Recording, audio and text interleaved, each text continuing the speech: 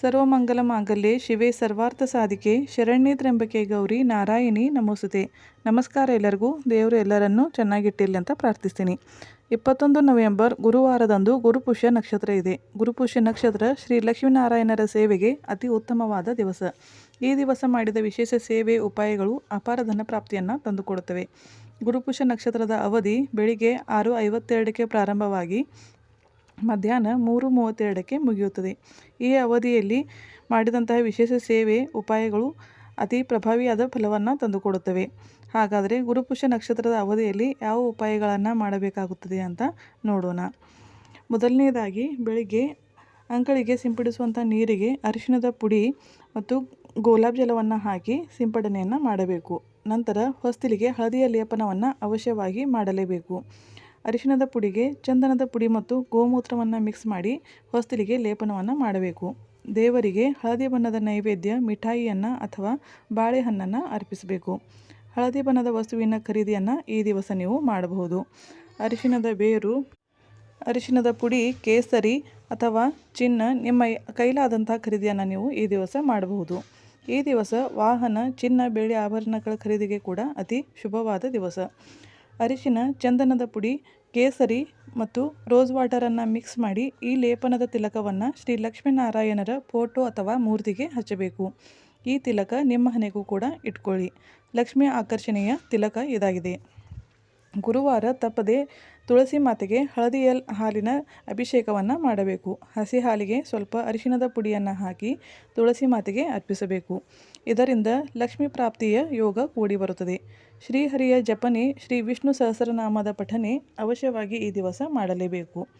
ಓಂ ನಮೋ ಭಗವತೆ ವಾಸುದೇವಾಯ ಅಥವಾ ಓಂ ನಾರಾಯಣಾಯ ವಿದ್ಮಹೆ ವಾಸುದೇವಾಯ ಧೀಮಹಿ ತನ್ನೋ ವಿಷ್ಣು ಪ್ರಚೋದಯಾತ್ ಈ ಮಂತ್ರದ ಪಠನೆಯನ್ನು 108 ಸಲ ಪಠಿಸಬೇಕು. ಶ್ರೀ ಲಕ್ಷ್ಮೀ ಮಾತೆಯ ಕೃಪಾಶೀರ್ವಾದವನ್ನು ಪಡೆಯಲು ಈ ದಿವಸ ಸಂಜೆಯ ಹೊತ್ತಿನಲ್ಲಿ ಕೆಂಪು ಆಸನದ ಮೇಲೆ ಕುಳಿತು ಶ್ರೀ ಸೂಕ್ತ ಮತ್ತು ಕನಕಧಾರ ಸ್ತೋತ್ರಗಳ ಪಠನೆಯನ್ನು ಮಾಡಿ. ವಿಶೇಷ ಯೋಗದಲ್ಲಿ ಮಾಡಿದಂತಹ ವಿಶೇಷ ಸೇವೆ ವಿಶೇಷವಾದ ಫಲವನ್ನು ಕೊಡುತ್ತದೆ. ಗುರುಪುಷ್ಯ ನಕ್ಷತ್ರದ ಅತಿ ಪ್ರಭಾವಿಯಾದ ಲಕ್ಷ್ಮೀ ಪ್ರಾಪ್ತಿಯ ಸೇವೆಯನ್ನು ಈಗ ಹೇಳ್ತೀನಿ. ಈ ಸೇವೆ 24 ದಿವಸ ಮಾಡಬೇಕು. ಗುರುಪುಷ್ಯ ನಕ್ಷತ್ರದ ಅವಧಿಯಲ್ಲಿ ಪ್ರಾರಂಭ ಮಾಡಿ 24 ದಿವಸ ನೀವು ಒಂದು ನಿರ್ದಿಷ್ಟ ವೇಳೆಯಲ್ಲಿ ಈ ಸೇವೆಯನ್ನು ಮಾಡಬೇಕಾಗುತ್ತದೆ.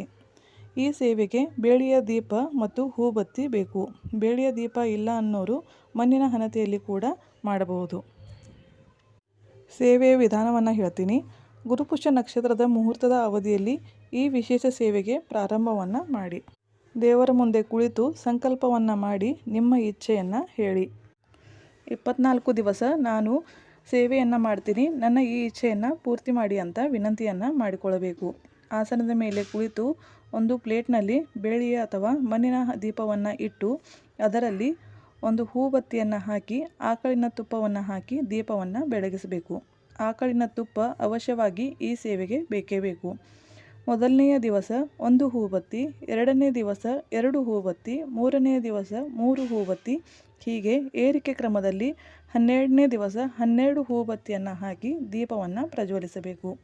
ಇದರ ನಂತರ 13ನೇ ದಿವಸ ಕೂಡ 12 ಹೂಬತ್ತಿ ಹಾಕಿ, 14ನೇ ದಿವಸ 11, 15ನೇ ದಿವಸ 10, 16ನೇ ದಿವಸ 9, ಹೀಗೆ ಇಳಿಕೆ ಕ್ರಮದಲ್ಲಿ ಬರುತ್ತಾ 24ನೆಯ ದಿವಸ 1 ಹೂಬತ್ತಿಯನ್ನು ಹಾಕಿ ದೀಪವನ್ನು ಬೆಳಗಿಸಬೇಕು. ಅಂದರೆ 12 ದಿವಸ ಏರಿಕೆ ಕ್ರಮ, 12 ದಿವಸ ಇಳಿಕೆ ಕ್ರಮದಲ್ಲಿ ಹೂಬತ್ತಿಯನ್ನು ಹಾಕುತ್ತಾ ಈ ಸೇವೆಯನ್ನು ಮಾಡಬೇಕು. ಇದೇ ಈ ಸೇವೆಯ ವಿಶೇಷ. ಹೀಗೆ ದೀಪವನ್ನು ಬೆಳಗಿಸಿ ಅದರ ಮುಂದೆ ಕುಳಿತು ನೀವು ಶ್ರೀ ವಿಷ್ಣು ಗಾಯತ್ರಿ ಮಂತ್ರ, ಶ್ರೀ ಲಕ್ಷ್ಮೀ ಗಾಯತ್ರಿ ಮಂತ್ರ, ಕುಬೇರ ಮಂತ್ರ, ಕುಲದೇವಿಯ ಮಂತ್ರ ಮತ್ತು ಗುರು ಮಂತ್ರಗಳನ್ನು 16 ಸಲ ಪಠಿಸಬೇಕು. 1 ಸಲ ವೆಂಕಟೇಶ ಸ್ತೋತ್ರ, 1 ಸಲ ಶ್ರೀ ಸೂಕ್ತದ ಪಠನೆಯನ್ನು ಮಾಡಬೇಕು. 24 ದಿವಸ ಈ ಮಂತ್ರ ಸ್ತೋತ್ರಗಳ ಪಠನೆಯನ್ನು ತಪ್ಪದೇ ಮಾಡಿ. ಲಕ್ಷ್ಮೀ ಪ್ರಾಪ್ತಿ ಅವಕಾಶಗಳು, ಯೋಗಗಳು ಕೂಡಿ ಬರುತ್ತವೆ. ಅನಪೇಕ್ಷಿತ ಧನಲಾಭ, ಹಣದ ಆಕರ್ಷಣೆಯಾಗುತ್ತದೆ. ಈ ವರ್ಷದ ಕೊನೆಯ ಗುರುಪುಷ್ಯ ನಕ್ಷತ್ರದ ಶುಭ ದಿವಸ. ನೀವು ಕೂಡ ಈ ರೀತಿ ಲಕ್ಷ್ಮೀ ಪ್ರಾಪ್ತಿಯ ಸೇವೆ ಉಪಾಯಗಳನ್ನು ಮಾಡಿ ನಿಮ್ಮ ಜೀವನದಲ್ಲಿ ಅತಿ ಉತ್ತಮವಾದ ಬದಲಾವಣೆಗಳನ್ನು ತಂದುಕೊಳ್ಳಿ ಅಂತ ವಿನಂತಿಯನ್ನು ಮಾಡಿಕೊಳ್ತೀನಿ. ಶುಭವಾಗಲಿ. ಬೈ. Take care.